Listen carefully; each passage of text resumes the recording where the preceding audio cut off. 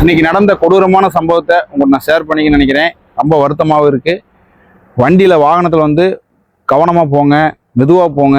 நிறைய டைம் சொல்கிறோம், seat belt போடுங்கன்னு சொல்லி சொல்கிறோம். இன்றைக்கி பயங்கர வேகமாக வந்து ஆக்சிடென்ட் ஆகி கார் 4 டைம் உருண்டதில் 2 பேர் மேலே தவி கீழே விழுந்ததில் ஒரு லேடி சம்பவ இடத்துல இறந்துட்டாங்க.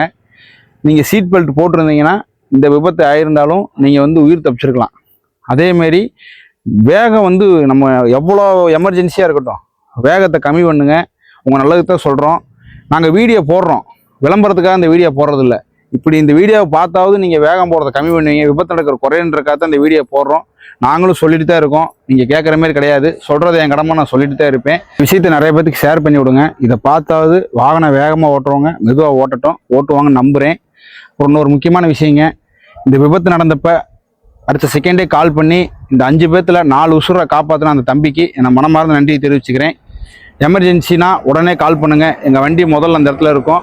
உங்கள் உயிரை காக்கத்தை நாங்கள், என் வேகம் உயிரை காக்கும், உங்கள் வேகம் உயிரை எடுக்கும். தயவுசெய்து வேகத்தை கம்மி பண்ணிக்கோங்க. கிளியராக சொல்லிட்டு இருக்கோம், இன்சூரன்ஸ் போடுங்க அப்படின்னு. நான் இன்சூரன்ஸ் கம்பெனிக்கு விளம்பரப்படுத்தலை, உங்கள் நல்லதுக்கு நம்ம நல்லதுக்கு தான் சொல்கிறேன்.